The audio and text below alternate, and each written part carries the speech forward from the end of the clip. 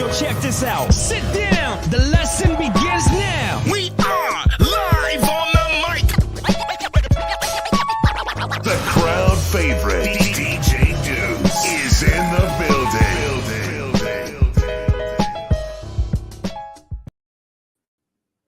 How's it going? I'm DJ Duss, and I'm here with a guest. She sent me her resume. We're only going to do part one today because her resume was so goddamn long. We're going to talk about filmmaking. What was on your resume? Let's see. There's producing, writing, actress, and directing. Am I right on that? Yes, you are. Just my name here. Oh, sorry. We got another. That's what happens when you have too many things going on here. Yeah, here we go. Yeah. Thank you. Hello. Hey. So listen, your name. Gleyse. Sounds like Daisy. I just remember because I'm a person that studies people. I went on YouTube and I saw you doing a clip of when you were doing like the news reporter stuff. And the way you were saying your name so smooth and nice, I was like, oh no, I might butcher this. Gleyse. Is that what it is? Gleyse. That's beautiful. That's beautiful. That's a beautiful name. I love that. Gleyse sounds like Daisy. Not so crazy, not lazy at all. Like your guest from the past episode, she said she didn't like people to call her something that I'm not gonna say. Oh yeah, I know. You know how hard it is. You know how hard it is. You know what? I love her to death. She's a healer, right? She's a spiritual healer. So what she does, she beats me up on the podcast and she heals me for the next time. No, she's great though. She's great. But you know what? You were one of these people I found on the social media, which is, you know, one of the great things about social media. You get to see great people and great things. And I was like, you had such great energy. And I was like, I need to reach out to see if she's going to be willing to come do my podcast. And you said yes. And I'm super excited. And you are, you know, you're part of the filmmaking industry, which is great because I haven't had a chance to interview anybody in that field, which I'm super curious, you know. But before we get into there, can you tell me where you were born and raised? Right. Yes. That's a long story. Well, I born in Brazil and was raised there until a certain point in my life, but I've been living in Canada most of my life now. And I mean, it was great, you know, I live in a part of Brazil called Natal. It's a city in the very corner, South American corner. Okay. So right beside the beach, that's where Brazilians go for vacation. Nice sand beach, dunes, coconut trees, the whole shebang about paradise that you can think of. That's where I born. And I mean, I grew up seeing all those tourists coming to my backyard pretty much. Mm-hmm. Believing me, I born right beside the beach pretty much. Wow, next time you need to go back home to visit. Oh my God, yes. and then I'm like, oh, but it's such a beautiful place. But you know, if you don't work in tourism, that is really nothing else that you can do. Yeah. You have the choice of moving to São Paulo, which is a much bigger city. That's right. Or Rio, which I wasn't very keen of because, I mean, big cities are nice, but they do have, you know, its on and offs about how safe it is, especially for a woman, you know, those kind of things. And I wasn't really keen of moving to those big centers in Brazil. So I ended up going to Germany. I lived in Germany for about 2 years. Nice. I was doing an au pair, and I don't know if people know what au pair is. An au pair is pretty much a babysitter. Okay. So you move to families' home with kids, and then you look after their kids, and then you drop them off at school, and then after they go to school, you go to school to learn the language. Oh, okay. Oh, so that works out. Okay, yeah. Student exchange, that's how we call it. Yeah. But you do the babysitting side and the things, right? So you get housing and food and yada, yada, yada. So I learned German for about 2 years, which was not long enough because, you know, German language is pretty harsh. And I can't remember any German anymore unless I go back there and I stay like for 2 weeks and then comes back. That's right. But I mean, and dude, those were like such a rough moments in my life because it was the first time I was out of my parents' home. And how old were you right around that time? I was like 16. Okay. So I was pretty like young. Yeah, Innocent, and it's like had no idea about the world at all whatsoever. That's still brave, though. I'll tell you that. Oh my God, but I so wanted to get out because deep inside of me, I had a feeling that even though I lived in just amazing, beautiful place, I didn't belong there. The feeling of belonging. I never Wow. had that feeling of belonging. And I knew my place was somewhere else. I just didn't know how to explain that or to even where would that be. Like, okay, I came from a family that's not rich and that didn't have too much money, but I mean, they did help me out to get to Germany and whatnot. And then after I came back, I went back to Brazil, and then I ended up applying for visa to come to Canada to study English, which everybody was saying, dude, if you want to work in the hotels in your hometown, which is very touristic in Brazil, then you should, do languages because you need to speak different languages and whatnot. And I'm like, okay, yeah, maybe I should learn to speak English, because, German is like, how many German tourists are going to come to your town? Oh, I guess so, right? Like, yeah, I can see that. And then, and then I came, and then I started, like, my English was like, my name is, you are, who is, she is, Apple, Windows, that was it. So you're above average is what you're saying now. So. Whoa, man. And then I was like, I learned a lot of English, from, pop music. Yeah. That's right. It was like that kind of shit. And then you're like, oh my God, okay, maybe I should get better at that. And then ended up going to school and then ended up staying. And here I am, a gazillion years later.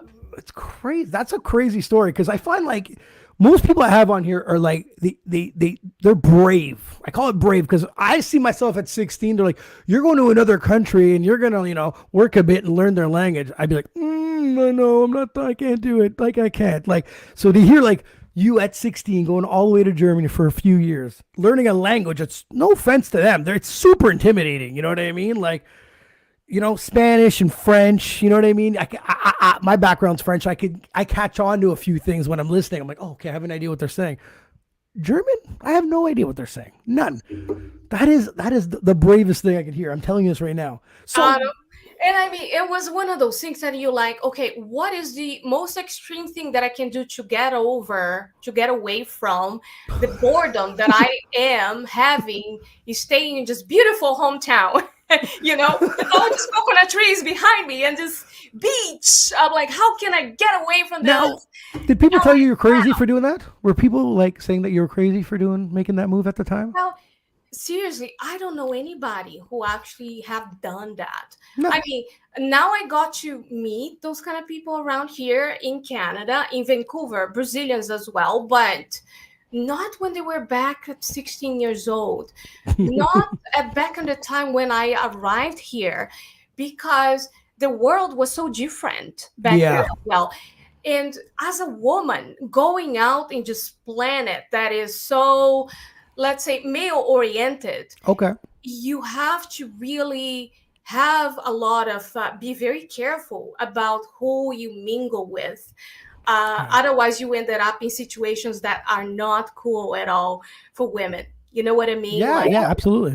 Human trafficking, especially in Germany, is very common.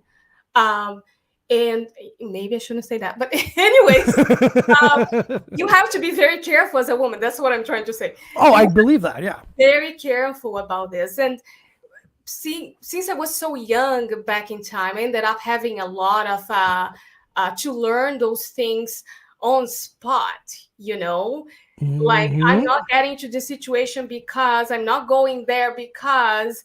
And then in the end, you ended up realizing that you're not doing a lot of things because you're just so afraid, right? So afraid of, I don't know, being abducted. And I don't know, you know what I mean? Yeah, the thing is that, being abducted, it's probably rare. It doesn't happen every day, but it does happen. And the fear is there. Yeah. Like it's there, you know what I mean? You're like, okay, cool. Might not happen today, but I don't want it to happen to me ever. Like, so Exactly. it is implanted in you. Absolutely. And I mean, as a South American woman, because everybody that a lot of times, especially just older generation, when they see you, they're like, "Oh, is she a drug trafficker or a prostitute?" Because you're Brazilian. Oh my God, you like you easy and whatnot, and you're like, "I'm sorry, can I be something else as well besides those two stereotypes?" You know It's what I mean? crazy. I know it's And crazy. seriously, that's what I get all the time is that, oh, you came here to do prostitution. Oh, you came here to do drug trafficking. I'm like, I'm sorry. Can I do something else Well, too? you can blame your film industry for that. Oh my God. Let's talk about that. Let's talk about that. The film industry has made every Russian to be a villain. You know, you know what I mean? Everyone that's down south is selling cocaine or prostitution. That's the film industry. And they're like, here you go, educate yourself. And it's not even true. So it's crazy. It's absolutely crazy. Yeah, it's like no wonder when people see you on the street and then as soon as they hear an accent, they're like, the first question they ask is like, not your name even, is where are you from? Wow. And I mean, I was like, I'm sorry, should I take this as a good thing or a bad thing? I'm not really sure yet. I know people are curious and whatnot, but for me, because I have all this experience and background about being traumatized, Yeah, are they judging you right away? Like, they're already judging me. I'm like, I'm sorry, did you know what I am about? Besides, we get to the point of where are you from, and then you judge me from that. Like, I'm sorry, let me tell you first who I am. And I'm a good person. I think I am. I'm a good person, But that's yeah, because it's true. The accent comes out. There was this younger lady. She was working at a pool hall that we're at, and she had an accent. And I was one of two places, It wasn't the first thing I asked. I must have seen her like a dozen times. And then I leaned over. I'm like, I'm going to ask you that question. And she was like, Australia. It was just very easy. It was super simple. I'm like, okay. You know who I am. You've seen me a dozen times. I mean, you know what I mean? Yeah, I'm curious. And yeah, so, because she must have got that like 50 times a night, right? So where are you from? Tell me about it. It's exactly just tiring. And I mean, I'm so glad that I'm not the only one who got those kind of questions. So no. Well, think about it. It's like being a 7-foot basketball player. How tall are you? Like, there's always the obvious question. It's like, who cares? There's more to people than the height or accent or where they're from. But humans are just interesting. Well, that's the nicest way I'm going to say interesting. Yes. But yes. I want to get into it. What got you into filmmaking? And the four things that I named: the acting and the producing, the directing, and the writing. What was the first start? Obviously you didn't do all four at once. Where did you start first? Oh man, that's another story. I mean, I always had that seed planted in me deep inside that I wanted to be an actress. I always did. And I always knew that, but I never really allowed myself to express that because I was, again, afraid that people would judge me because, oh my God, a Latina actor? Oh, she's a prostitute, I'm like, oh my God, I'm never going to talk about this. We have a role for you. Yeah. I'm going to push the crap just down and I'm going to just zip it, and hope for the best. But I mean, I went to school when I arrived in Canada to become an accountant. Think about it. What is the extreme of being an actor? An accountant. Love it. Okay. That is nothing more extreme than that. And I pushed my creativity down to try to become a good accountant. And for 7 years of my life, I was so stressed out. I was temping in different kinds of industries as the accounting department. That's right. And then really just noticing how worse I was getting with my mental health as I was doing it, spending a whole day looking at spreadsheets and whatnot, and dealing with people's payroll and seeing all this discrepancies between female and male salaries. Just saying, let's talk about that too. Behind the scenes, because you write, I mean, you sign your contract and you can't talk about it, right? That's right.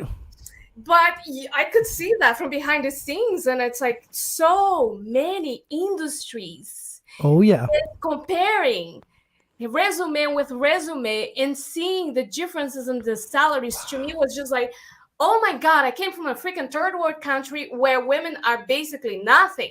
But here I am in Canada, where we are like well-developed country and whatnot. We still seeing this. It's Of course, it's different, but it's the same at the same time. Yes.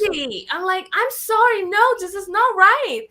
And I mean, on the same time, I'm like going back to my accounting stuff, just like depressing the crap out of me because everybody around me hated their jobs too.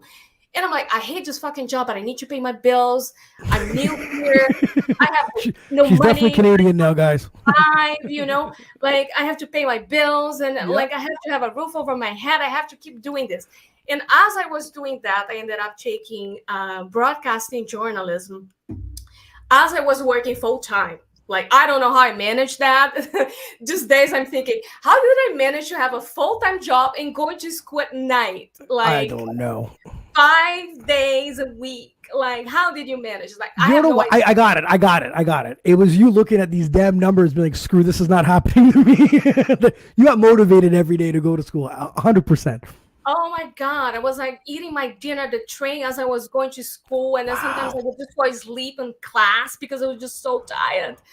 But I wanted to just try to see if I could just finally get, because I thought back in time that I could never act because, well, how many Latina women you see on TV that have an accent besides Salma Hayek?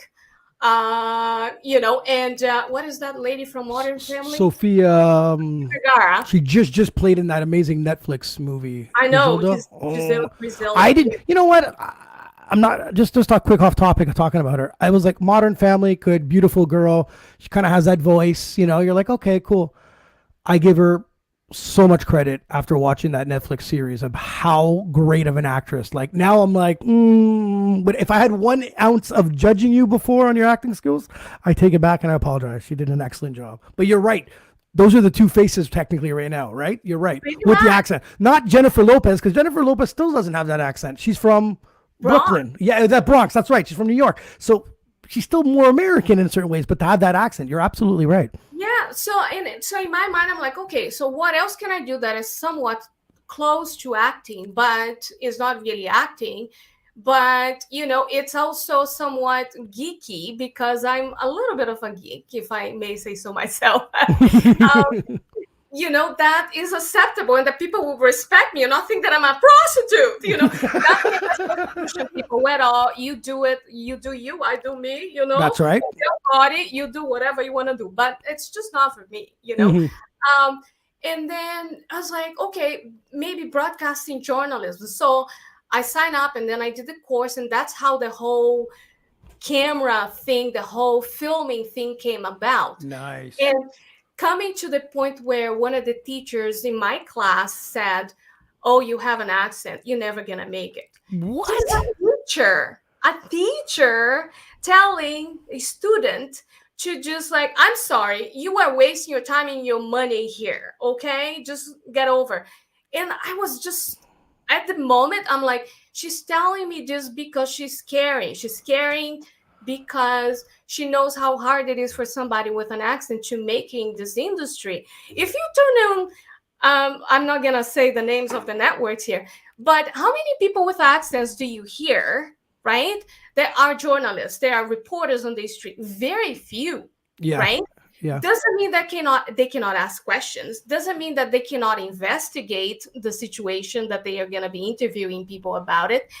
Doesn't mean that, they cannot do the job or talk or be understood. It's just unconscious, perhaps fear of the society and the networks that never broke that unconscious bias. That's right. That they have of people speaking with accents. Let's make that clear. Me personally, the accent for me, if I had to pick 3 people and you came with the accent, for me it stands out. for me. You know what I mean? It's like they want like food with no seasoning. You know what I mean? Everything's bland and the same as everything else.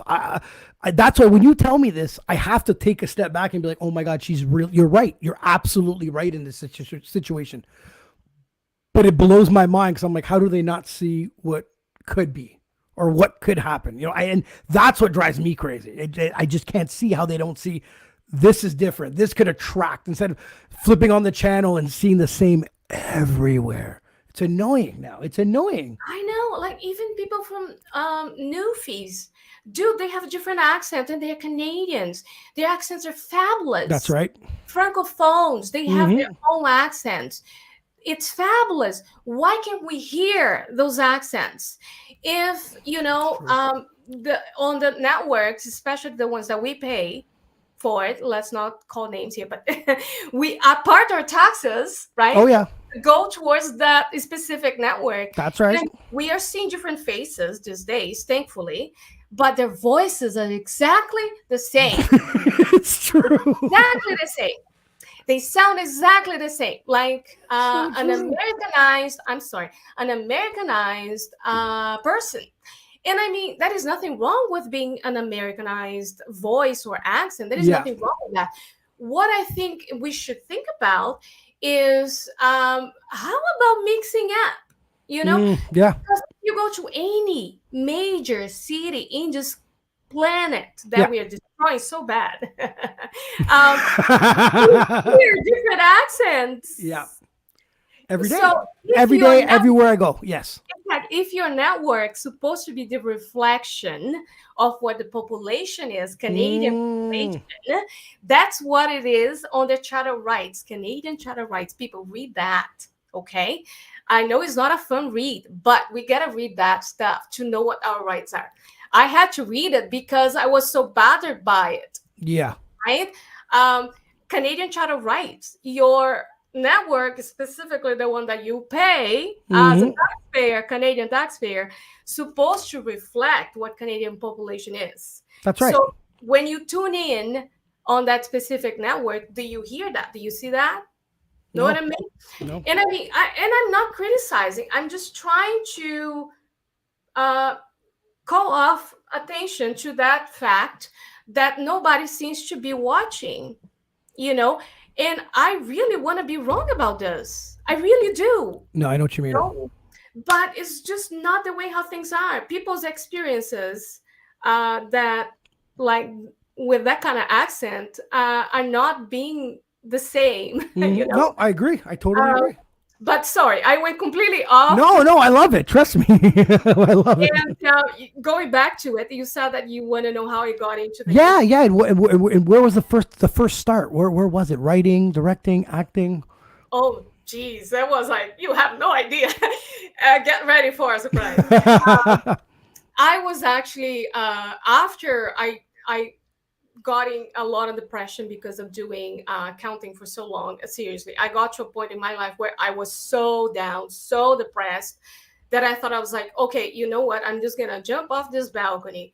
I'm not kidding you. It was the lowest point in my life. And I'm like, okay, because the thing about finance industry is that the more that you stay in, your salary increases and you get to certain positions, and then you get to that office with the view and blah, blah, blah. And the longer that you stay, the higher you climb on that ladder. And then you get hooked to that lifestyle of not eating fresh tuna, but, you know, or tuna in a can, and you eating actually fresh tuna. That's you know? right. Okay. Yeah. You get to that lifestyle. And then you like, okay, how I'm gonna get away from this, you know, now I'm hooked to this.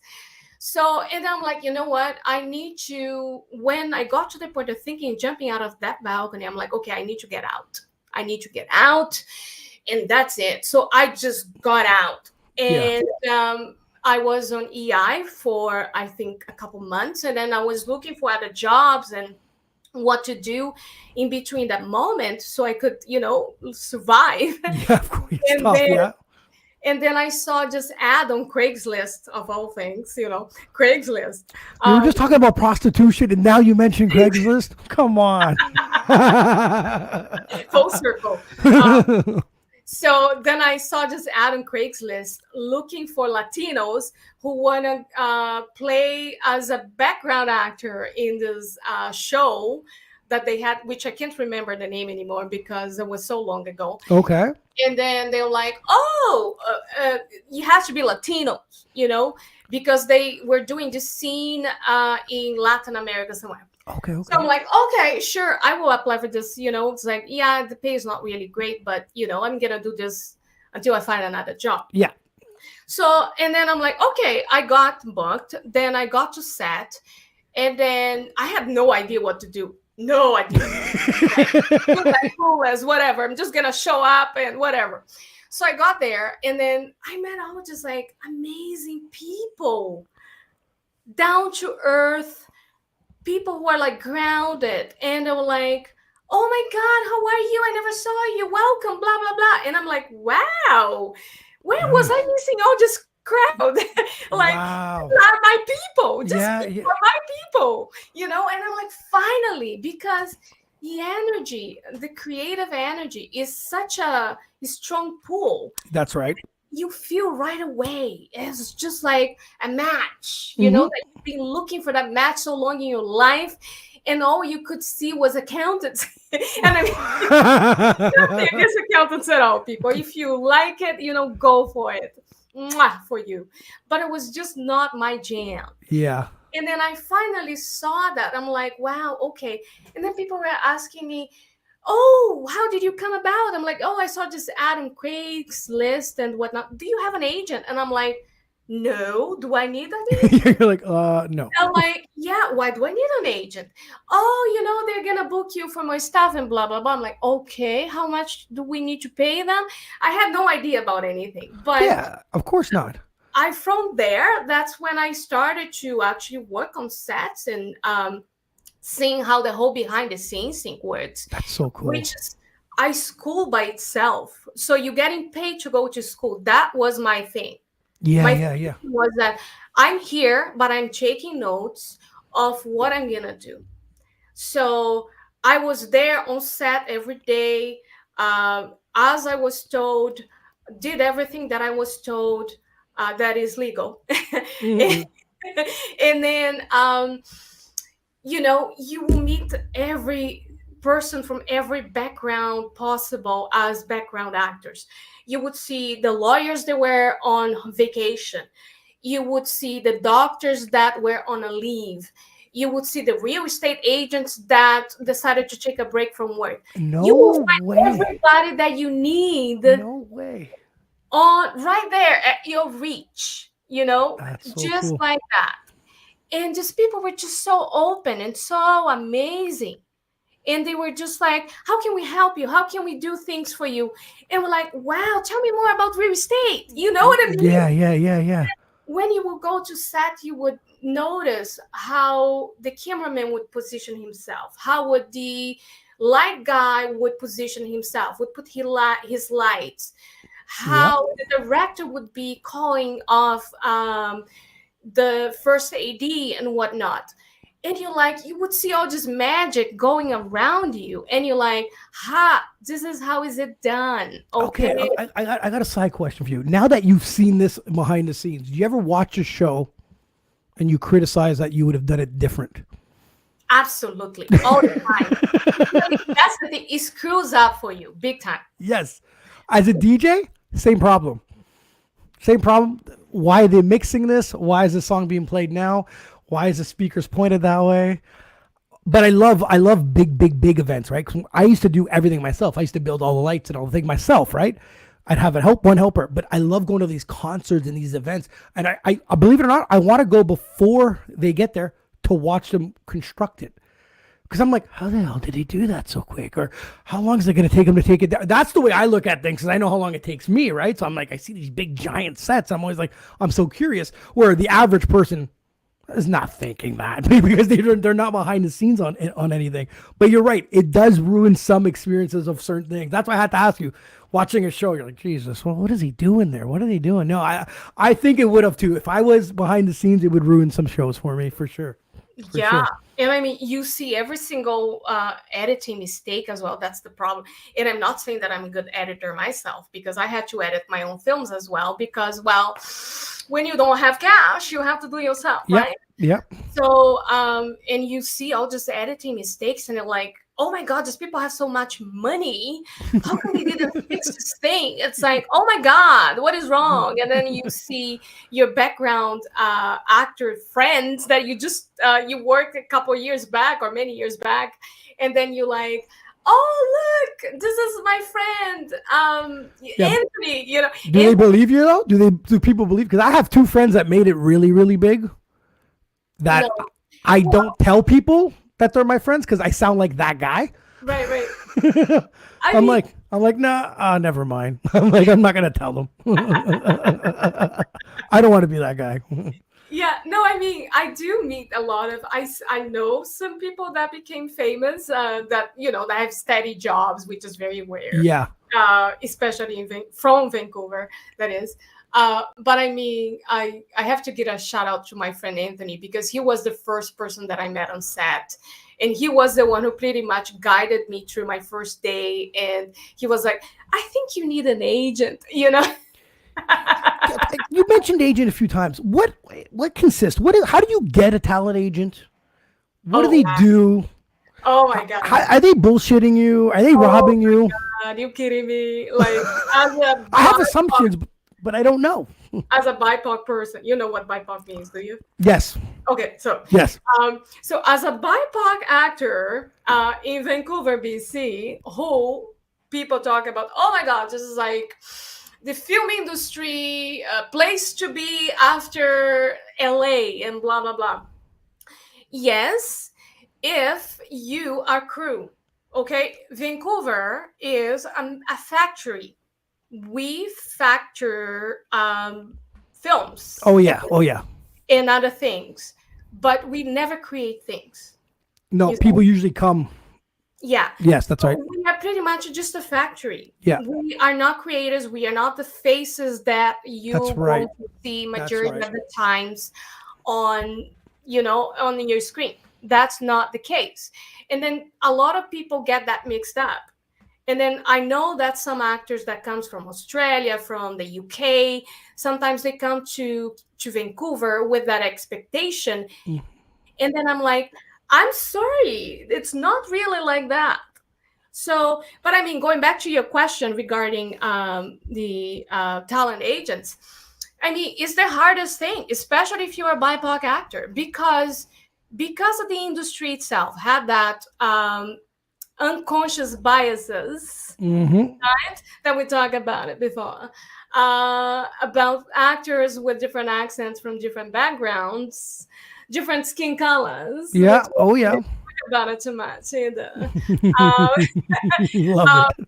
They have that unconscious bias. Okay.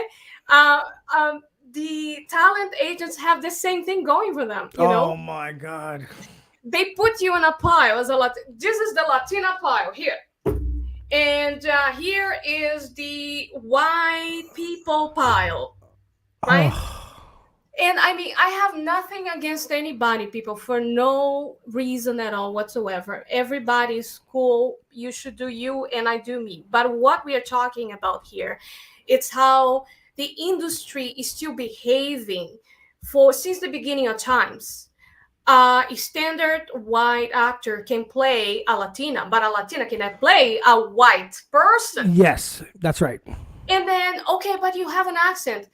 Well, maybe, just maybe, as a person who writes, as a person who is a filmmaker who won awards, thank you very much, I can tell you that if you offer a role that specifically says she has to be 5'6" and has to have brown hair, you send everybody that you have in your roster that is 5'6" and has a brown hair.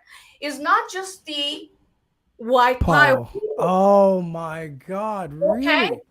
Because as a business person, because I'm a producer as well, I had to be, Okay, I'm a producer as well. As a business person, you will be increasing your probability of making cash.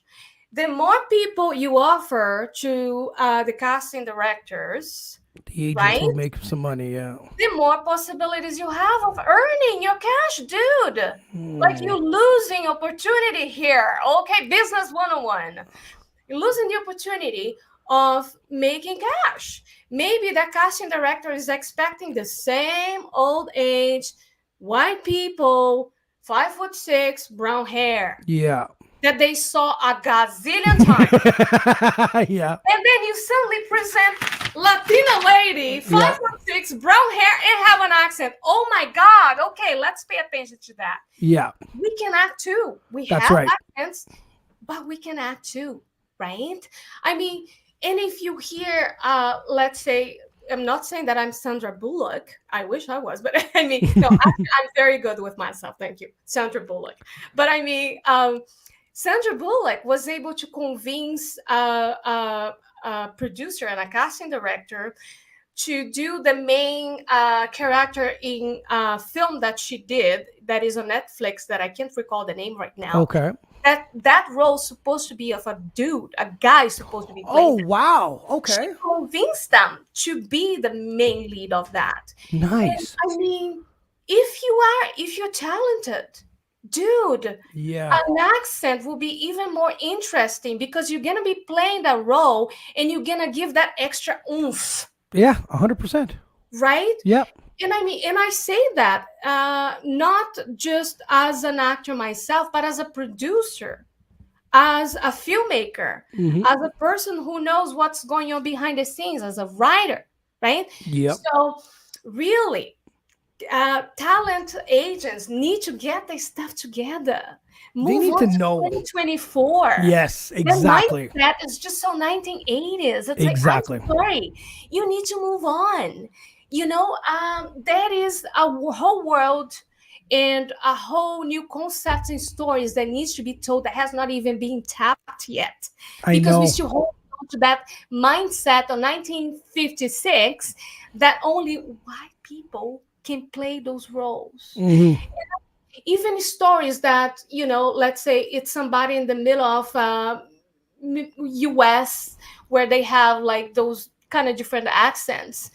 Okay, I'm just gonna, you know, hire that person who is like white because that's what people there look like white and have that accent and whatnot. But if you put like a person who has the same definitions that they were looking for, that can do that role, can play that role with an accent, it's going to be way more interesting. Yeah. Imagine that a person that is in the middle of the US, that is somewhere in nowhere, that has an accent, that is playing that lead role. Like, whoa, let's watch that. It is all about audience, really. And like people are not thinking about this. They're just continue doing the same old age, and I hate to use that word old, but I mean that mindset that is just, it's exactly what it is though. 56. I'm like, I'm sorry, the world has moved on. Well, you know, look, there's some actors that, like, you know, from with the English accent from England, you know, from the UK, and they get them to have an American accent, and I'm like, not only that you got to act, you have to flip your voice at the same time, and I'm like, I think he would have been cool with just his normal voice. With that character would have just been thicker. It would have been. That's just my opinion. Because when I heard them talk in an interview, I was like, "Wow!" I was in shock. So they even try to twist them into like changing your voice. That's insane, dude. Like, and they do bully you. Talent agents. Some talent agents, they bully you to. Oh, you do need to have an accent coach. You do need to dye your hair that specific color. You cannot use that tape that you played that role with your friend on that movie that he made, because that's not production. And you like, they bully you into the small box that you can barely move, you can barely breathe, you can barely be yourself. It really kills your creative juices of actually applying to acting. You feel like you're in just jail that you cannot even open your mouth to That's talk right. because he has an accent. Mhm. And like, oh my God, don't have an accent. Oh my God, that's the end of the world. Kill ourselves and that's it. I'm like, I'm sorry. We exist, world. Deal with Exactly. it. Okay. I'm not gonna cut my accent or my arm. It's kind of like No. you're born with an arm, and then they tell you now you have to cut it because we don't like your arm. I'm sorry. No. Okay. Deal with it. Okay. That's all what I have to say about this. Guys, she let it off the chest there. She came out That's today. right. Yeah. All right. So you're working some background stuff. You get on set. You find this place on Craigslist. But do you remember the first project you ever worked on? Oh yeah. I mean, as like a lead kind of thing. Like your project. It's your project. My project. Your project. Right. Yes. I mean, it was in the middle of COVID. I was like bored to death, and I was like, okay, everybody's in home. Nobody can get out. I can get a job. Then I decided to just do my own stuff. I have all just a script that I wrote many years back, but I never really got to the point of actually doing anything because I was working in the industry as a PA. Yep. And you just like put your projects on the side, then you just work 9 to 5, not 9 to 5, sorry. 5 days a week, 15 hours a day, every day. Go. And you're like, oh my God, you have no time for anything else, right? You get no life, and you barely just trying to survive. But I mean, I had all those scripts that I wrote, and then finally I had the time to do it. And I was like, okay, I'm gonna do this. And I was like, okay, when I got to the point of actually putting together, and ask my friends for their equipment, because I had no equipment. Yeah. Detail. I ended up hearing stories, and that broadcasting background came about, Okay. I ended up hearing stories of especially youth in the West End side of Vancouver committing suicide because they were not allowed to have pets in the building, Oh, wow. Okay. And then I was like, I'm sorry, what? Then I started to investigate and see what that was about. And then during, COVID, a lot of people who live in the West End, they live alone. They live by themselves, and they were just living that complete solitude. That's and true. all what they wanted was to have a pet, dude, a pet. Yeah, I know. And they couldn't because the bylaws of the building or the city that didn't allow them to have pets. And then I got so pissed. I got pissed off about it because I was like, we are allowing youth to kill themselves because we don't allow them to have pets. And we spend all this money in dealing with mental health crisis instead of trying to minimize the impact of mental health in just small way of allowing people to have pets. That it might not solve the whole problem, but for some people might do, right? That's right. I got so pissed I ended up doing 2 films. I'm like, okay, I'm not going about this. Forget about my scripts.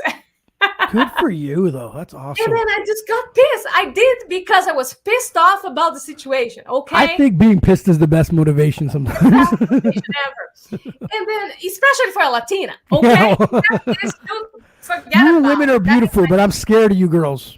Oh man, forget about it. I would just got pissed off, and then I did this, and I was like, okay, so I did my first film, which was it's called Pets Plus Mental Health. That is a short film, and that has been to many film festivals around the world, and has been nominated. I don't know how many times, but so many times that I even lost count. But how do you get that process from your hands to a nomination? How does that process work?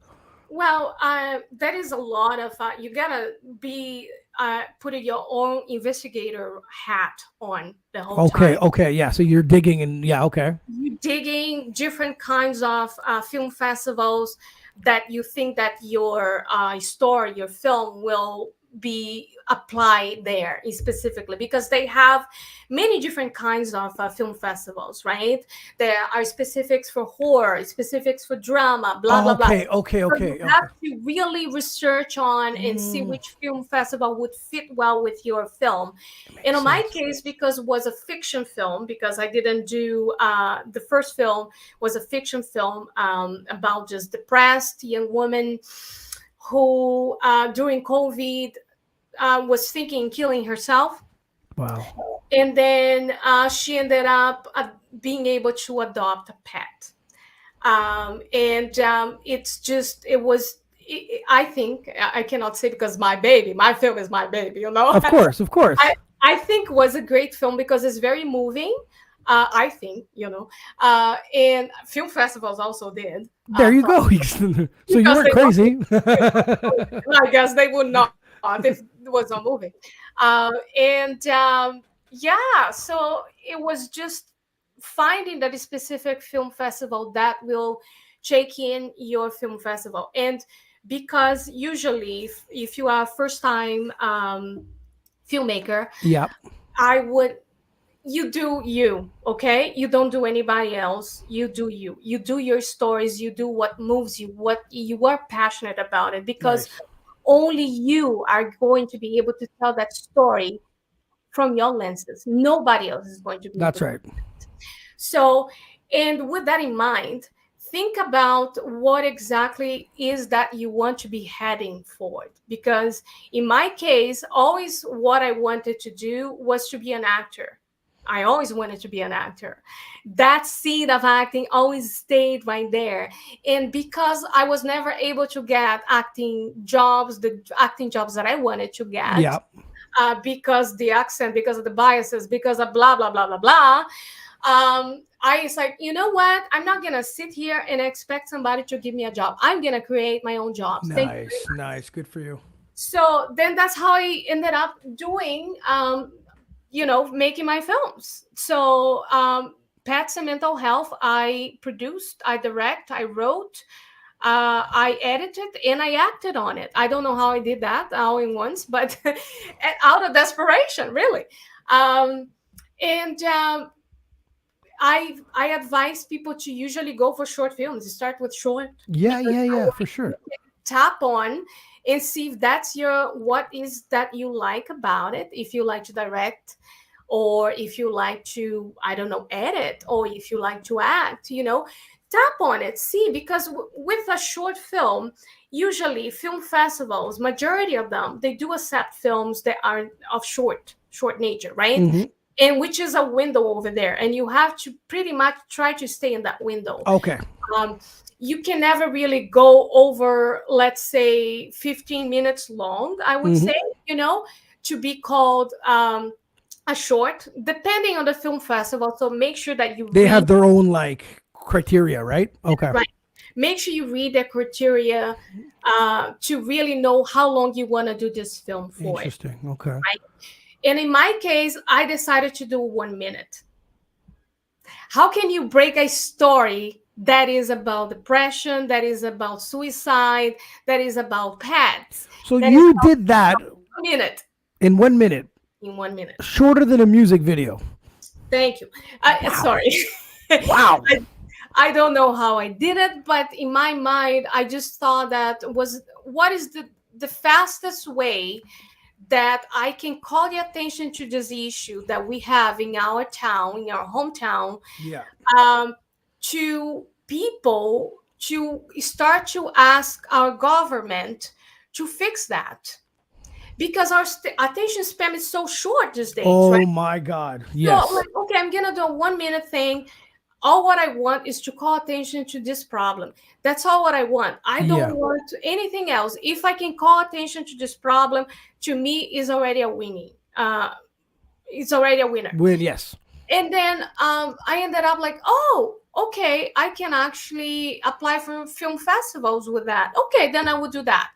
And that's how I ended up getting nominations, because the film festivals that I was applying for with Pets and Mental Health were minute-long film festivals, right? So make sure you do that. You do your homework on that. And then I ended up doing also a short documentary called Pet Unfriendly I Cities saw that. Yeah. Vancouver. And that was pretty much to have a discussion about what are the laws and the rules that are avoiding us to have pets.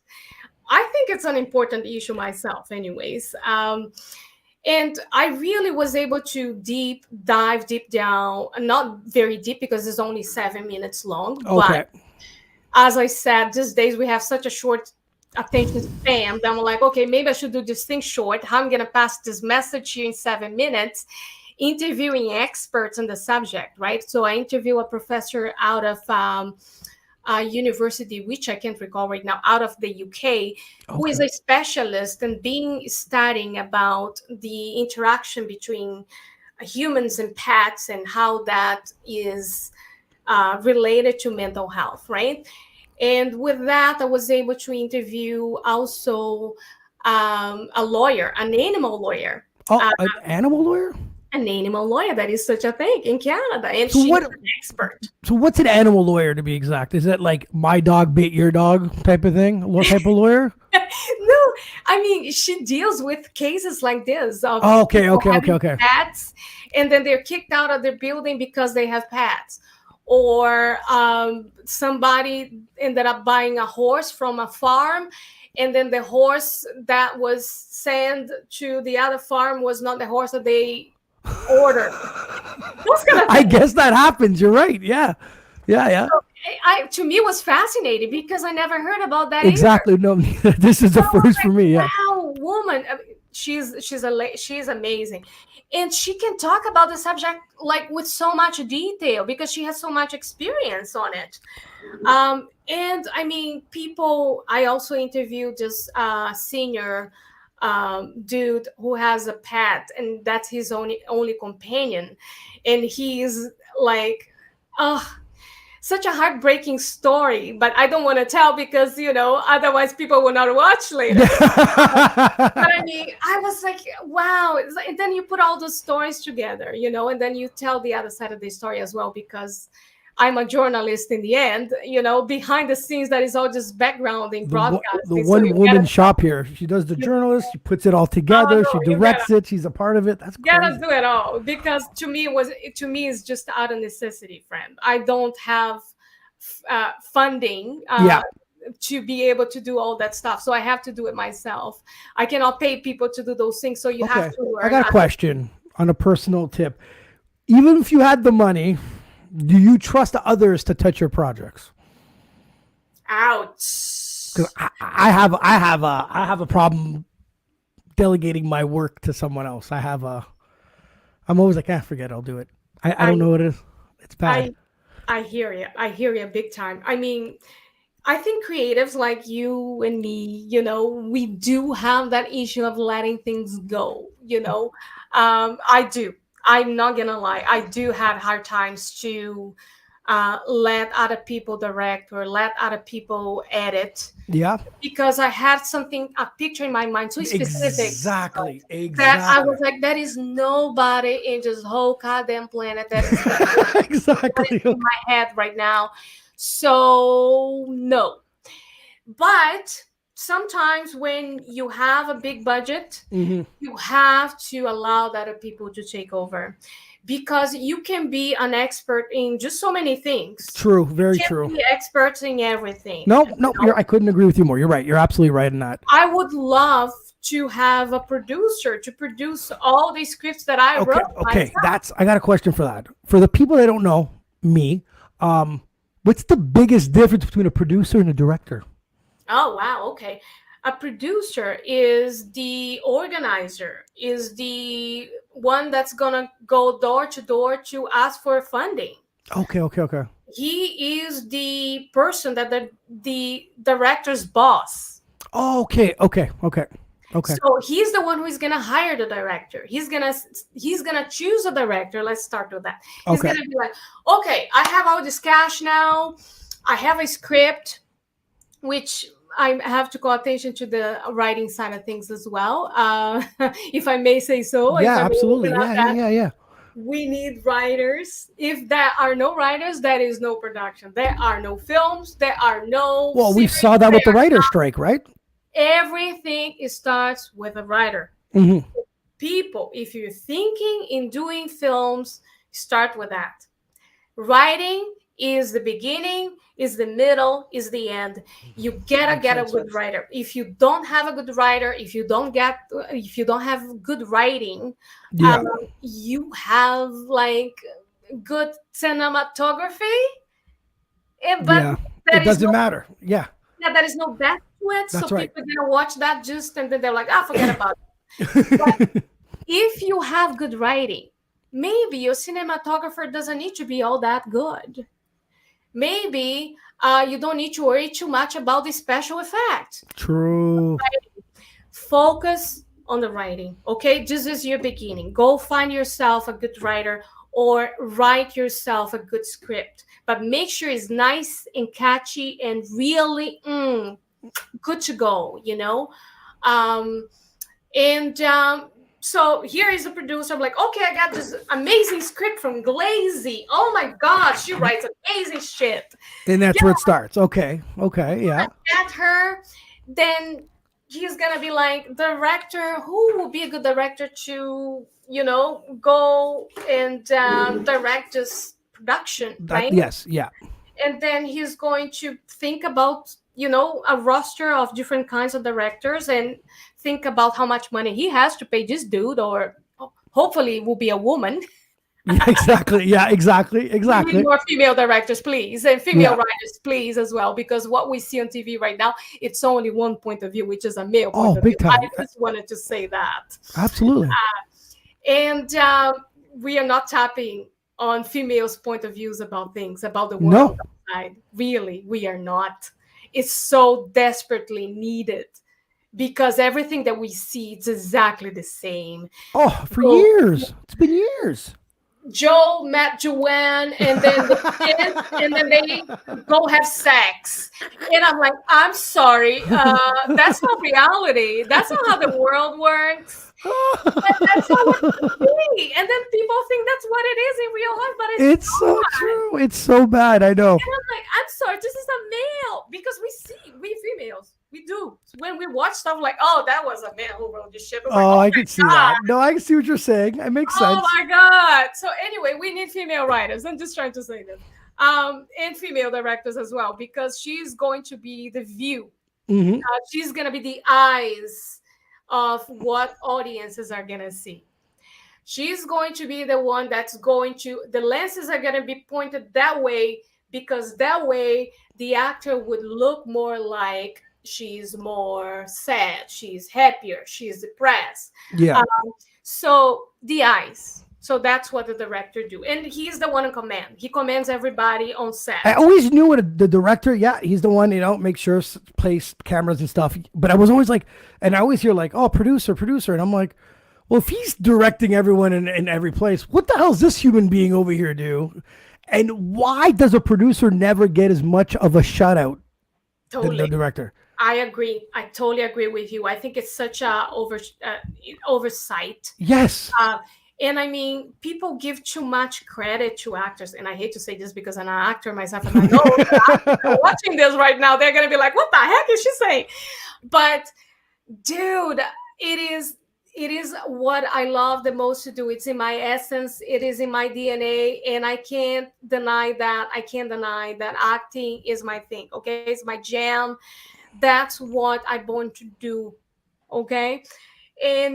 But if you see what goes on behind the scenes, the amount of creativity, the amount of hard work, the amount of sweat and tears that goes, it's stunning to me that actors are the only ones who are right there getting an Oscar, getting an Emmy. And I'm not saying that others don't get, they do get, but they don't get as much credit. The credit, exactly.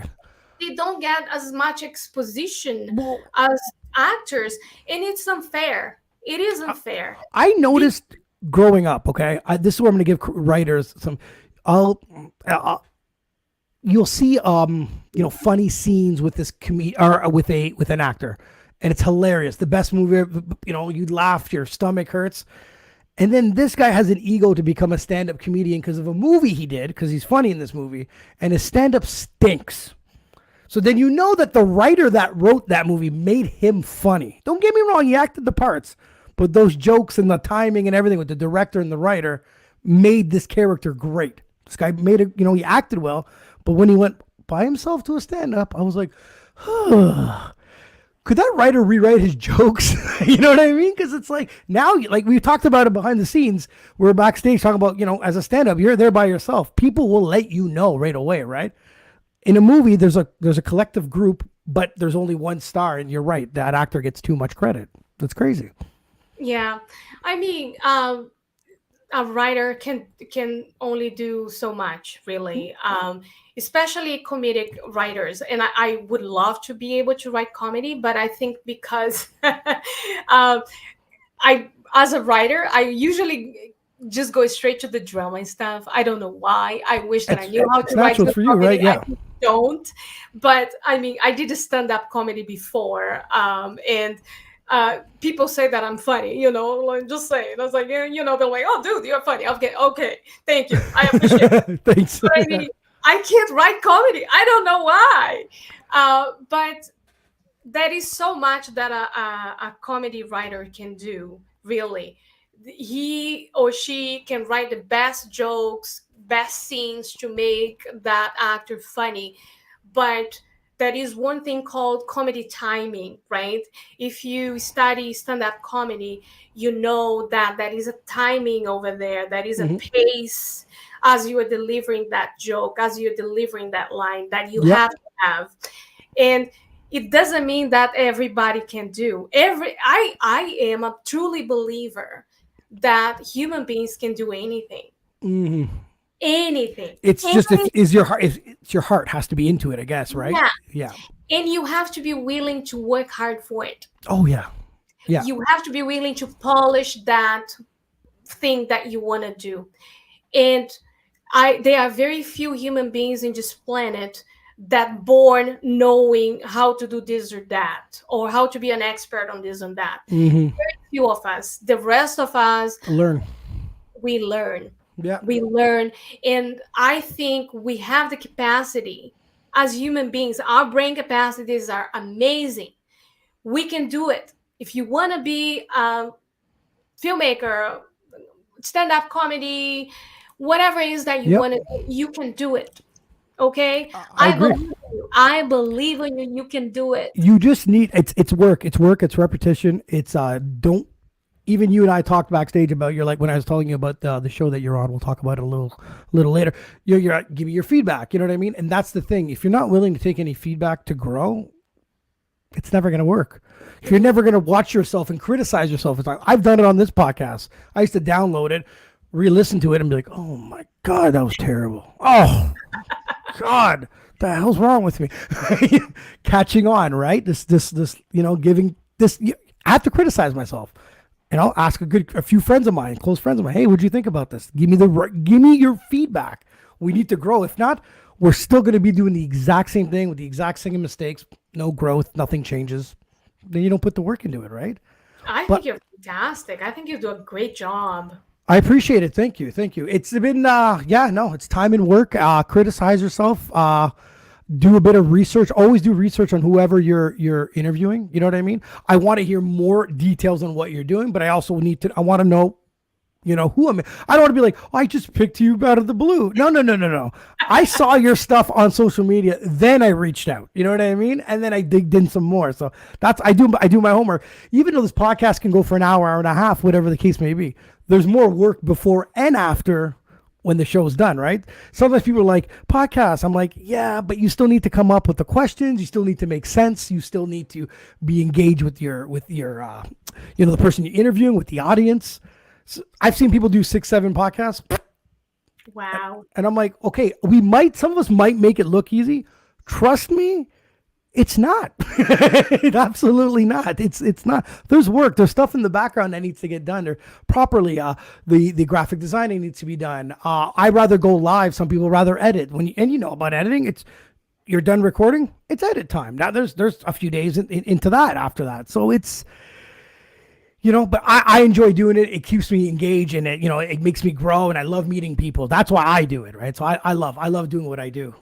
Oh, but wow. You do a fantastic job. Thank you so much. It means a lot to me. So in 2022, you won some awards. Which awards, for which projects were they? And how did that feel winning that?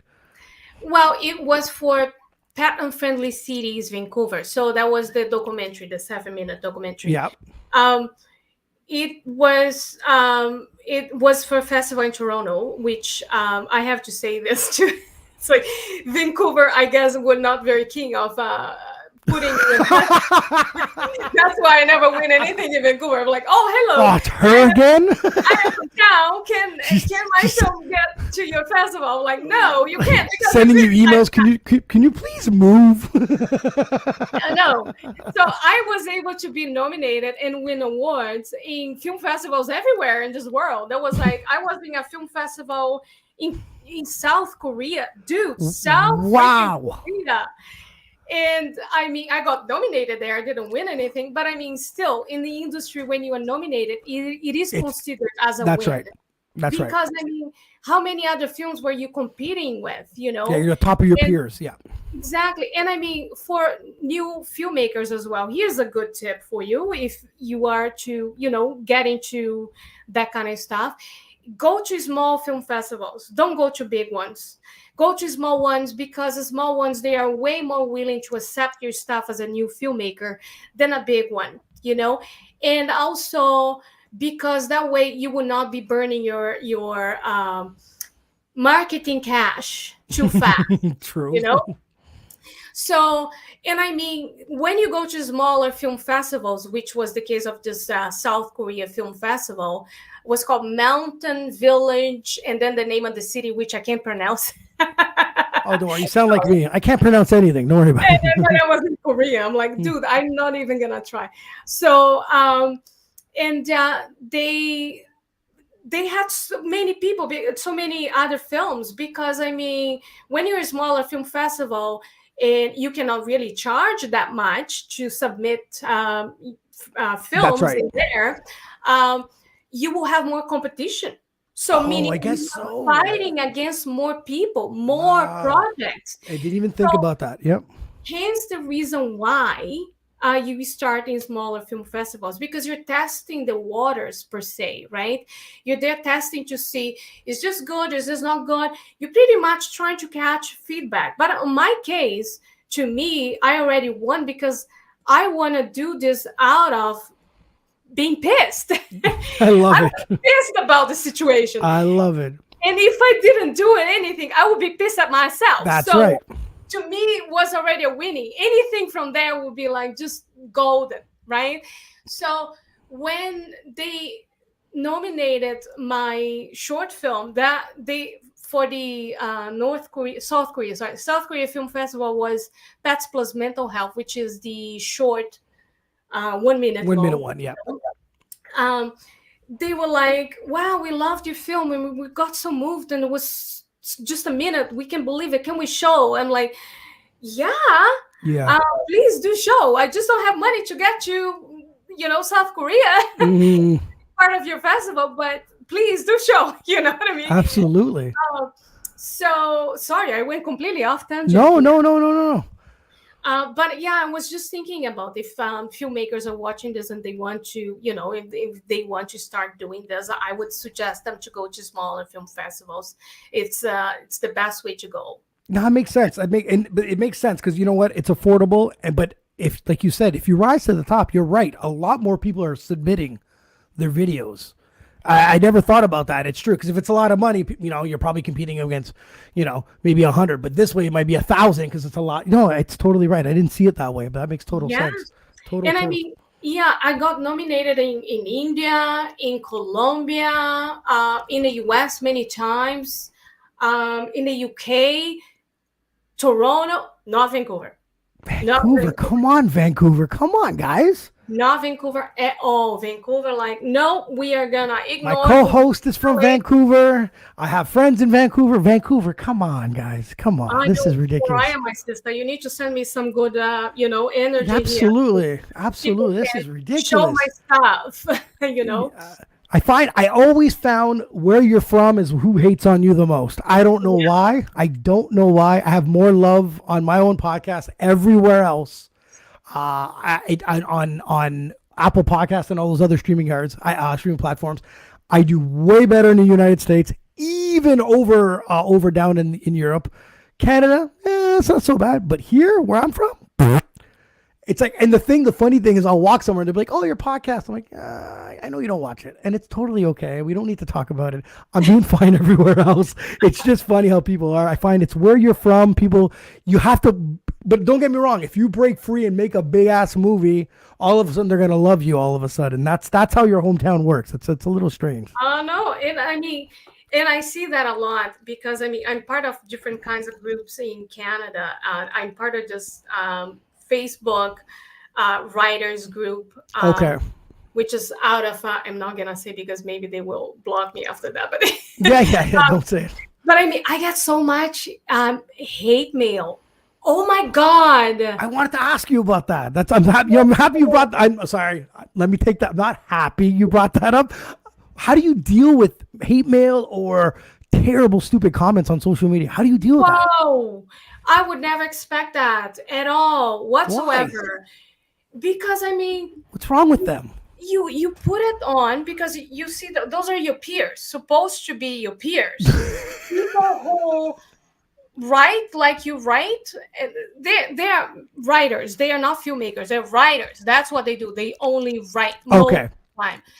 And then when you put your stuff, your nominations and blah blah blah over there, they're like, oh my god, why is she showing this? She shouldn't be showing this, blah blah blah. I'm like, who does she think she is? I'm like, well, just lady who barely speaks English. And I'm like, oh my god, wow, it's crazy. And then you start to realize that it's like, you know what, I understand that you don't have perhaps the courage to put your writing I like because that. you don't want to spend the time to learn how to do those things. Yep. I don't know what is your deal. However, majority of them were like men. Like, I'm sorry, they were all men. They are all men of a certain age, of a certain skin color, which I'm not gonna say which skin color. I think everybody can think about it. The average. Her name is John and Steve. Yeah, I'm kidding. And then they were all like, "Oh my God, what does she think she is? She shouldn't be posting this." I'm like, I'm sorry, not sorry at all. Screw I did that. Okay, I work hard for it. I won nominations for it. I won awards for it. Deal with it. Oh man, Latina woman cannot win over a average Joe. Sorry, Joe. Hey, what the hell's going on here? Average Steve, let's say. Average Steve, who grew up in Canada. No, I'm pretty average. Don't worry about it. For a Latina woman who basically got herself into this industry and won awards. Oh my God, no! That's the end of the world. Yeah, we gotta get rid of her. She's too much. She's taking over. Exactly. And I'm like, I'm sorry. So should I just be quiet about and not talk about what's going on in my life? What about social, like other type of social? Like, do people like? There, you don't get me wrong. There's positive comments and everything, but there's also those goddamn negative ones. How do you deal with that? Well, I still need to fix that of me. I still need to. I just ignore it. I just choose not to mingle with it. This is your choice to say that, to have that opinion. And it is your right to have an opinion of thinking that my stuff sucks or the fact that I won award sucks. That's your thing. So the ball is on your court regarding that. I cannot do anything about that, right? So, yeah, I'm sorry that you didn't like it. Hopefully, the next thing that I do, you will like it. Do you know what I do? I'm petty. I'm very petty. Okay, this is what I do. Tell me. I'm very petty. So on Instagram, when they write something back, I reply back. And if they reply back again, I try to video call them. But I have on the phone, I try to, you can record the screen because I'm trying to get them to pick up the phone and talk shit with me so I can post it on my next podcast. I'm trying to create content from it. Like, it's never worked. It's failed 100%. I get blocked immediately because they might be going, oh my God, this guy's actually calling me. I'm like, Yeah. because I think people tend to be brave behind a keyboard, a cell phone, behind the internet, in a different city, country. They tend to be a little bit brave, I'm a very nice guy, but I'm telling you, if you were brave in front of me, we would have an issue. That's the difference. I don't hide behind things. I don't try to for me from now on, you've done my podcast. I have your back 100% after this. Like, whatever you have, I'll be more than happy to promote it. I want you to do well. Like I said, you seemed extremely talented in what you did. I was like, I'm intrigued into interviewing her. But people they want to tear you down. They see something, let's tear it down. They're miserable human beings. I'm still trying to cope with handling it a little bit better. But it's still tough. It's very tough. It's very tough because people don't need to say mean shit. If you don't like it, move on. There was a lady today on TikTok and she literally said, the power is in the viewer. If you don't like what I have, scroll up. And it was simple. She was 100% right. And everyone should be on that tip. Don't bother saying anything. Just go on. But Totally. people are crazy. Yeah, I mean, and it's people have their traumas or whatever are the traumas and they never dealt with it, and then they see that as a trigger and that's how they react out of that trigger. That's what it is. Learning a little philosophy or psychology or Yeah, not. psychology. And I was like, oh, that's what this is. Oh, the poor thing is suffering, That's how I see it. I'm like, they like to call me like out of something, and that's a trigger for that. I'm sorry that you are dealing with. I always got, one was something about, oh, you don't know what you're talking about, old man. And I'm like, okay, I'm old. Well, who gives a fuck? Like, and I'm like, and I write back, because you know everything, kid. And they blocked me after I replied, call me an old man. I assume you're a kid because obviously I seem so much older than you. And then they blocked. What are you talking about? It's just crazy. It is crazy. I do engage too much in it. And I think I tell that on the air too. So people tend to be like, let's poke him because he'll poke back. I got to stop doing that. I got to stop. But some of them just like, it's that one like, Oh, no, I know. I hear you. Sometimes it does hurt. And I'm not going to lie. It's sometimes you're like, ouch. Because my thing is, would you say that to me in front of my face? And if you weren't willing to say that in front of my face, don't say it on the comment. That's just my rules. If I said something somewhere and someone's like, yo, would you say that in front of me? Yeah, I probably would. These people, we know damn well they wouldn't. But anyways, enough about these haters. Let them hate. Be miserable in your basement. Stay there. I don't care. But anyways, you have done, now you're a lead actress in a YouTube series called HollyNorth. How did that all come about? How did that all come together for you?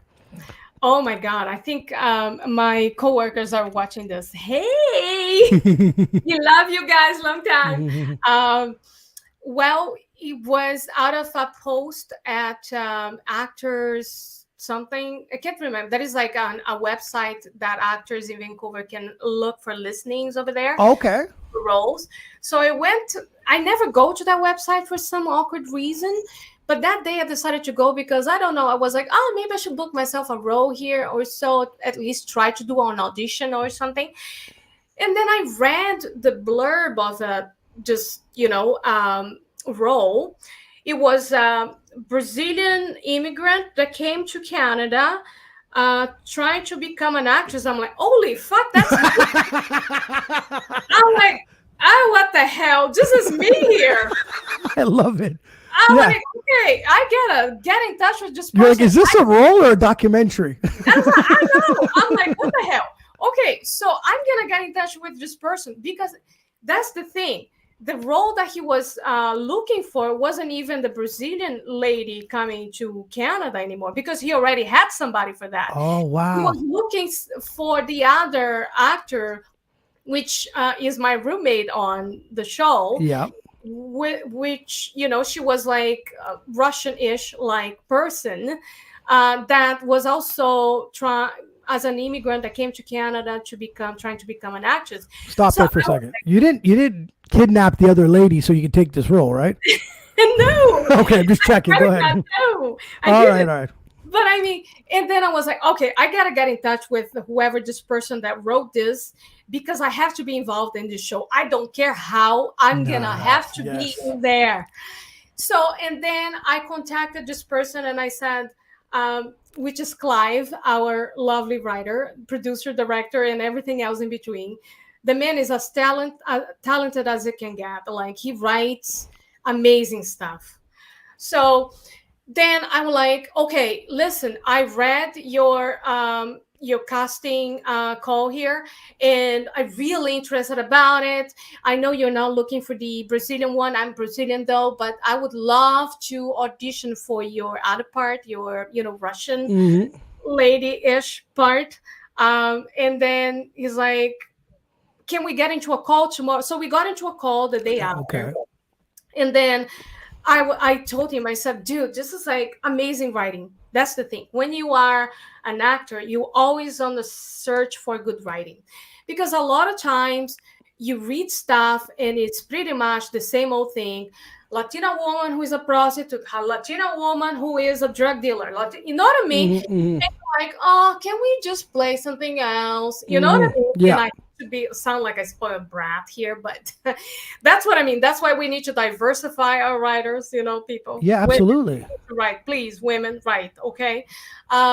So, and then I got in touch with him, and then we were on this call, and I said, listen, can I just audition for your other part here, or any other part? If perhaps your Brazilian main lady have like a cousin that came to visit, or whatever it is. I like that. Okay. Because I love your writing so much. And he's like, okay, sure thing. And then later on, after a few weeks or so, we got to talk again. And then he's like, you know what? I think the part with the Brazilian girl is not going to work out. Would you like to do the part? And I'm like, holy mother Jesus. Yes, please. So it worked out. I mean, of course I had to do an audition for it because, So you came as yourself? Yeah. With a little, a little more. But I mean, it was just like amazing how things were just so interconnected. I truly think there was an interconnection going on behind the scenes. The universe, like, okay, Gleyse opened that website on that day, that website that you never opened. For something you never opened. Exactly. And then check this out, and you're like, okay. And then you meet these people and you just get along with them like you just met them, but you feel like you know them forever, And then like, okay, let's do this thing, So amazing. It was just awesome. Just like that. That's a good story. That's a good fuel story. I like that. For the haters that we were talking to about earlier, screw you. Just channel to the universe. People. So is this something they're planning on doing like seasons of, or? Well, yes, we finished the first season. I mean, I think we did. Because the whole idea from the beginning was to make a short web series, because attention span and whatnot, people watch, doesn't want to sit down and watch something that is 1 hour, an hour and a half kind of thing. And we thought that was a good thing to do short instead of long episodes. And then we, he already had his scripts already written down. But during this process of filming and doing my day-to-day job as well, because you have to work to pay your bills as well. That's right. As in Canada, if you are an artist, well, you have to have a second job. Okay. Oh yeah. So then you're like, okay, apply for funding, which is another thing as well. CMF, or Canadian Media Fund. supposed to be the one that's supposed to support, producers, local producers, Yeah. to, fund those things that are Canadian made, by Canadian actors, because now I am a Canadian citizen. I got my passport. Yay. There you go. They're not trying to. I have 2 passports now. Yay. Look at you. So, and, applying for funding to try to do a second season. And I've been applying for funding, but we have not been successful so far because, as always, that's the thing. Whoever applies for funding knows that. The funding always goes to the same people. This, no wonder we never see anything different on TV. If you ask why, you don't see anything different. You see the same cop kind of shows. You see the same gang leader kind of show. Oh, yeah. You see the same thing. That's why. Because the same writers, the same producers, the same directors get the money. Okay? So there is no new stuff coming in. The same actors playing this, dude. Yep. How we are to innovate, how we are to bring new stuff to the table if we are doing the same things. But do you find that, like, for the government funding, for instance, do you find that it should be more geared towards newcomers or up and coming? Because I find, like, there used to be a thing called Video Fact, right? And this is where they used to make music videos for artists. And they used to tell, okay, apply for Video Fact for, say, I used to own a music studio, right? So I used to tell the young guys, apply for this thing. And then I remember one time I turned it on at Nickelback, which is a big Canadian band. And when I looked at their thing, it said song, band, and it said Video Fact. So their stuff was even funded through our government, even though they were making tons of money off their albums. And I'm sitting there going, well, what about the guy trying to come up? You've already there now. Like, I don't think you need more funding. That's where I was just like, so in this case, I think the funding should go towards a group like yours and not towards these shows that already exist and already have, an income and stuff, right? This is where the gray area is a little fishy, we'll say. Yeah, it's the same thing, my friend, because a lot of American productions get a lot of tax breaks and a lot of support, government support, to have their productions filmed here in Vancouver, right? That's right. Which is okay because it generates a lot of jobs, behind the scenes jobs. That's right. But they bring their roles, their main leads, actresses from the US. So your tax money, it's paying for somebody else writing. All the major roles are Americans. The directors are Americans. The producers usually are Americans.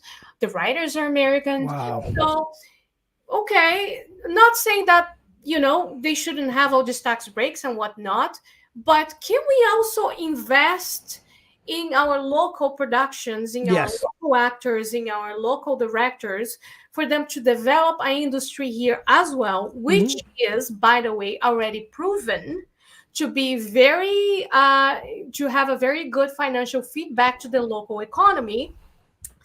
If I'm not wrong, for every dollar that you spend in the film industry as a tax break, you get $7 back. So, dude, for me, as a business person, this is a good deal. Okay? Yeah, absolutely, yeah. So how about that? How about trying to give or support, right? Let's not give. It is a two-way road here. Oh, yeah, big time. Support your local artists to do what they love to do. Yeah. So they don't get themselves into, I don't know, mental health crisis because they cannot do what they love. They cannot pay their bills because they can find jobs that they love to do. And meanwhile, you're spending all this cash with American productions. And the American's dollar goes further coming here too, right? Yeah. And I mean, like I said, I have nothing against American productions. I think we were competent enough to do both. That's what I'm trying to say here. You know? You know about our Canadian football teams, right? Did you know there's a certain amount of players have to be Canadian on this team? Did you know that? Yes. No. There's a certain amount of Canadians that have to be on the team, and there's a certain amount of Canadians that have to be on the field also. So I wonder if they could still put the same rule in the movie industry, being like, okay, you got your lead actor, I get it, it's whoever, but like the people back there, and then maybe the fifth role, you know what I mean? Maybe there should be a percentage of Canadian actors that should be, if you're filming here in Canada, that should be implemented in helping out, you know. Yeah, I mean, artists, they do have that. They do have regulations on that, and hence the reason why the excuse of these productions is pretty much coming to Canada because they're gonna get majority of the crew here. That is a sure, and then a few roles that have a liner or two liners. That the maybe Starbucks guy or the next episode or not will be a Canadian dude or a girl or whatever, you know what I mean? Yeah. But I mean, it's like I said, I think that there is a space for everybody. That's what I'm trying to say, because we have a lot of talent in this town here. We have a lot of talent, a lot of amazing crew, amazing actors in this town that can do the same jobs as Americans can do.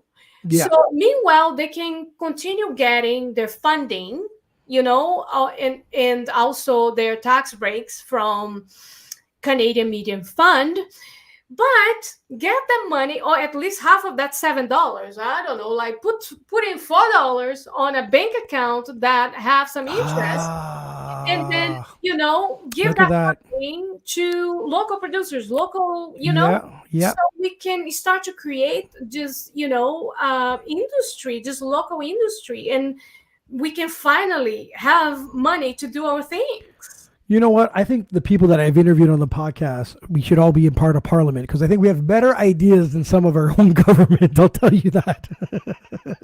I think because they don't go out so much. They don't check the bus. They don't check the country. They're too rich to care about the others. They don't go to the grocery store trying to look for organic rice that is cheaper than the other organic plant. You know what I mean? Like, that's the thing. Like, to me, a politician has to fill in their pockets. Exactly. What it needs to be Canadian these days. Yeah, here. How do you like this? You like paying this? No? Okay, neither do we. Exactly. All right, I want to play a quick game with you. So it's going to be one or the other. I have we have 5 of them. We have some that are actors and some that are actual directors. So the first one will be, is it Martin? Who's better? Who do you think is better in your opinion? Because you're the one that, you know, plays, you wear many hats. You're a part of the field. So Martin Scorsese or Quentin Tarantino? Martin Scorsese. You know what? I have to agree with that too. Not that I don't like Quentin Tarantino stuff, but if I had to pick, Robert De Niro or Denzel Washington? Denzel. All the way Denzel. Yeah, totally. Was there a one specific movie that you saw Denzel in and you're like, whew, I'm impressed with this? I wish I could recall names of. It's funny because I watch all these films, but I never remember the names. I'm the worst too. It was the one that he won the Oscar for it. I mean, the guy's just, dude, he goes so deep on it that you're like, holy mother. When he played that, people are going to kill me on this show. When he played that cop. Remember that one? And he was that crooked cop and you're like, oof. He could be nasty. Yeah. and then you see him in a Disney movie. Right? And like, wow. Yeah. Ouch. Then I saw him in a Disney movie and he was a coach. And I'm like, damn, this guy's good. Yeah, he's amazing. So Julia Roberts or Sandra Bullock? Sandra Bullock. Oh man, totally Sandra. I mean, Julia is nice too. I love Julia, but if I have to decide in between one or the other, I would say Sandra. Sandra, yeah. No, it's funnier because I always compare her to other types of women. I said she's one of those women for some odd reason has gotten more beautiful over the years. Yeah. I'm always like, you'd see an older movie, you're like, you're more beautiful now than you were in Speed when you showed up. You know what I mean? I'm like, wow. No, she definitely does a great job. Now, the other one will be 2 comedians, Jim Carrey or Adam Sandler? Jim Carrey all the way. Really? The man is a philosopher. Yeah, and you know what? He played more. He played some crazy roles. The Andy Kaufman Show. You know, he was in character the whole time while he filmed that. He does, yeah. Yeah, you know what? Okay, you're right. I have to agree. I mean, because he's not just a comedian. He is a human being, amazing human being. I mean, for the stuff that I see anyway. Yeah. No, I see what you're saying. Yeah. But I mean, he seems to be an amazing human being. And I mean, I think, yeah, you can do your acting like Denzel, but continue to be a great human being as well. You don't need to be an ass. He's down to earth. Yeah. You know what I mean? Yeah. Like, you don't need to be an ass. Don't get me wrong. Jim Carrey's first movie, Pet Detective, I was very young. I'm at the movie theater. The whole place is laughing but me. I didn't get that humor. I like comedy, but that one was like, for me, it almost started off on the wrong foot with him. But then there was other films and other stuff that I was like, oh, okay, this is funny. Okay, you're really good at this. You're actually a good actor. So at first, he left me a sour taste. I was the Pet Detective. Oh, I couldn't take it. The whole place was laughing. I thought I was crazy. I was like, oh, maybe I am crazy. Who knows? This podcast is borderline therapy for me. So. Yeah, Adam Sandler, I think he plays basically the same character. It's just a copy and paste. Sorry, Adam Sandler. But I know you. Yes, when you look at Billy Madison and those other characters with that same type of voice. He threw me off in that movie Click, the one with the remote, the TV remote. I got a little bit. And he got a little sad, and his family. I was like, oh, I didn't think he had that side. The new one was, I think, Hustle with he's the basketball coach. I liked it, but then again, he's a matured actor, right? But you're right, his growth was the exact same character. Funny part is, I rewatched those movies lately, and I can't even believe I liked them at one point. But then again, maturity level, right? Yeah. I was dumb and immature. Well, this was fantastic. Yeah. All right, got one more. Steven Spielberg or James Cameron? Oh, these are two juggernauts here.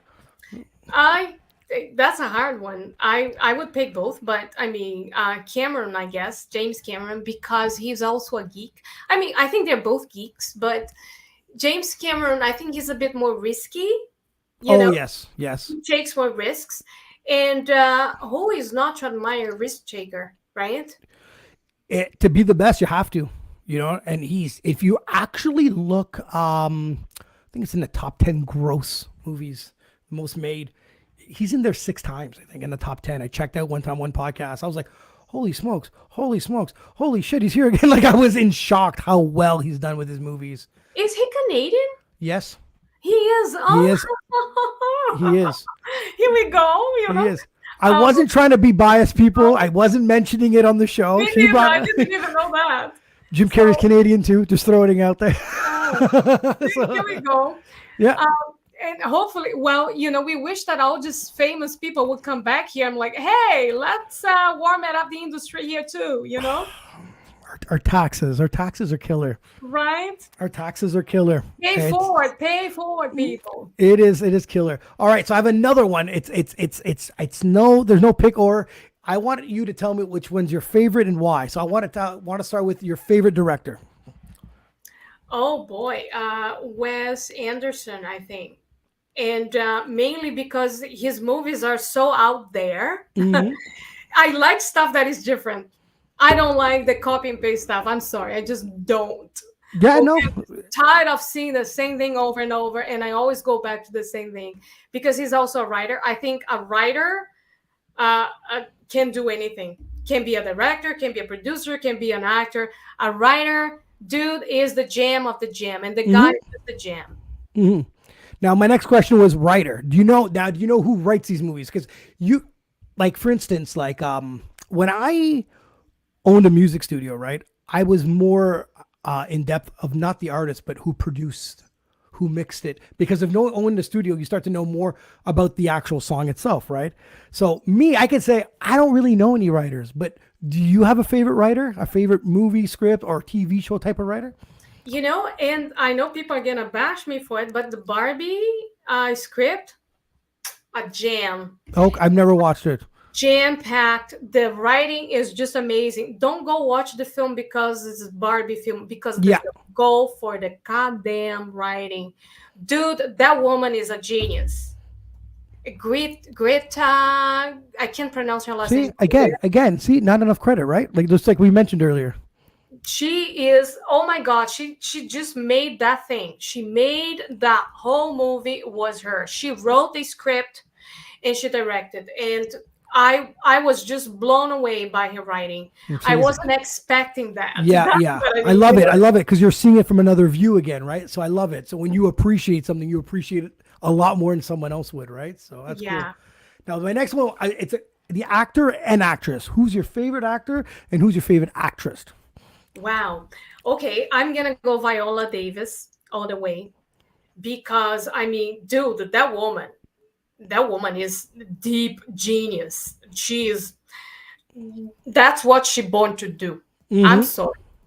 I'm sorry. All other things that she might wanted to do in life. She's listening to the podcast, be like, well, that's oh my God. To. Oh, I bow to that woman any time of the day. She is amazing. Viola Davis is my jam. Okay, my wannabe one day, perhaps. Yeah. This is it for me. And actor, I would say Denzel. I like I said, the man is just. How can you not like Denzel Washington acting? It's just not possible. It's just not. The man is just genius. He's genius. His son is doing well too. His son, yeah. Like, and when I watched, and it's good. It was kind of good because like when I was watching, he was on the show Ballers and stuff, and I'd watch him, and I was like, oh, this guy's a good actor. And they're like, that's Denzel's son. I was kind of happy I didn't know it was at first.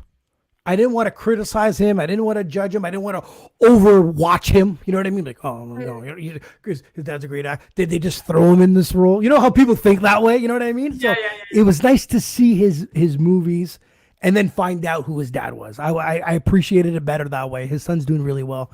But Denzel, yeah, definitely a great actor. Anyone that can be versatile and have you believing. You mentioned earlier the eyes. You know what I mean? I don't know if you ever saw this show. There was a show called was it called Gladiator? I think it was called Gladiator. And it's like it was like the Roman Empire type of thing, and he gets kidnapped, whatever. The original and the real actor in real life died, and they replaced him for the last season. And the guy did a good job. But if you rewatch the first season of the original guy, I've never saw a guy made you feel and say so much without saying nothing. His face, his love for his wife that got taken, that look, and you're like, oh my God. You're like, that's an actor. Like he didn't say anything, but for some reason he said 1,000 things to me. You know what I mean? I was like, wow, you're great. They got the other guy. The other guy was okay. But unfortunately, you had to live up to the other guy passed away, and that's when and Denzel has that look too. He says so much by saying so little. So that makes a great actor for sure. Yeah, I mean, no wonder we've been doing auditions these days on camera, like here. And the first thing they say is that you gotta look at the camera. Your eyes have to be looking straight in, yeah. Because the psychology, if I may understand this, the acting side of things, is that human beings have a different kinds of communication that are not just verbal. Very right? true. Your eyes, the way how they behave, it is also a form of communication. Even though we are not hearing anything, unconsciously, we understand that message. That's right. And those are the best actors. That's right. That's right. I couldn't agree with you more. It's so true. All right. Next question. Your favorite movie? Gone with the Wind. Gone with the Wind? I never watched it. The longest freaking movie on the face of the planet. Gone with the Wind. I don't think it's the longest, but it's pretty long. It's pretty long. Yeah, for sure it is. Yeah. And I mean, it is just because it's such a classic. And I remember watching this when I was a young girl on my mom's lap. I was just lying on the couch and my head was on her lap. And she was just patting my hair. And we were watching that movie about this such a out there woman, so out of that era that she was in. She was so independent. She was just such a doer. Yeah. And for that era that she was playing on that character that movie was in, it was just, to me, it was such an inspiration. It's like, I want to be her. Yeah. I want to be the doer. I want to be that, like, I am telling shit. I'm doing shit. When there's a movie that motivates you, that's a movie for sure. Me as a young girl was it. And I mean, it's such a classic film, even though in the end the story was about a romance in between her and somebody else. Yeah, yeah, but still, there's still okay. I'm gonna tell you the exact same movie in a complete different type of movie, Rocky. A nobody off the street that gets a shot. He does the best he can. He falls in love with a girl. You know what I mean? Completely different. Pretty much the same type of movie, right? So, like, you're just watching this guy, this nobody off the street, gets given a chance. He has to fight his heart out. He doesn't even win the fight at the end. But if you tell people that, some people might argue with you that he did. But really, he didn't, because of how the movie he actually did win, because he got ahead and he got a girl and he did well. He did a lot better than he expected, but he didn't win the fight. But some people forget that he lost, but it's a cool movie. So that one, for me, being it's one of those movies, if I catch it on TV, I'm probably going to leave it on and watch it from wherever it's at to the end. It's one of those that I catch. I'm like, and I'm sitting there going, it's nothing special. You know what I mean? It still looks dark, but I don't know. I like it. That's one of my favorites. And I think it was filmed here in BC. Oh no, sorry, that was Rambo. Sorry. Rambo? Yeah, Rambo was filmed here. That's his other movie. It's the same thing. Yeah, that's something else. Sorry. He retired from boxing and started using machine guns. Right. Okay, so your favorite TV show? Oh boy, HollyNorth. Yes. HollyNorth, funny, fun, short. You guys killed me with the cookie jar. You know that, eh? Oh man. You guys killed stressed out, go that cookie jar when you're like, we both have to go in here, and she's like, it's one at a time. And you're like, no. And they're like, what do you mean? It is. And then you pop that thing out. I died. I was like, okay, that's good. It's good. I got it. I got caught on that one. Because even I was like, what do you mean you both have to go in there? I know, right? If I'm asking questions and then you guys fool me on it, it's really good. And I mean, we had to eat so many cookies on that day. Which was like, oh, wow, how bad that day can be. You eat cookies. So, yeah, So what's next for you? What's your bucket list? What else do you have lined up for yourself? I have like a lot of scripts that are in need of funding. Hello, Canadian Media Fund. Look at this lady here. Yes. Lots of great scripts. And I really would like to also continue doing the second season of HollyNorth. So we might, if we don't get any funding from any one of those agencies, government agencies, we might be going, try to look for, GoFundMe. Oh, yes. Kind of thing. So that's something that we've been thinking about it and doing it, because we got a lot of good feedback, even though there was not as many as I wish, because I think a lot of people, they watch, but they don't really spend the time to comment or share or, like. It is very bad. People are I've learned in the last year, I'm the guy now that goes out of my way to like. And also I try, even if I had a good restaurant or anything, I like to put good reviews now. Things need to shift. You cannot just always post something negative. Oh, I'm mad. This sucks. No. If it's good, you have that good vibe, put that out there too. You're absolutely right. The sharing, the like button, the subscribe. People need to just, I know it's a little lazy and people, there's no excuse. Click on the button, subscribe, guys. It's that simple. Yeah. And I mean, like you do your thing here, your show, and that goes a lot of work, Yes. If you're not paying the guy, at least give him a like, dude. At least subscribe his channel, and that's gonna be helpful. Absolutely.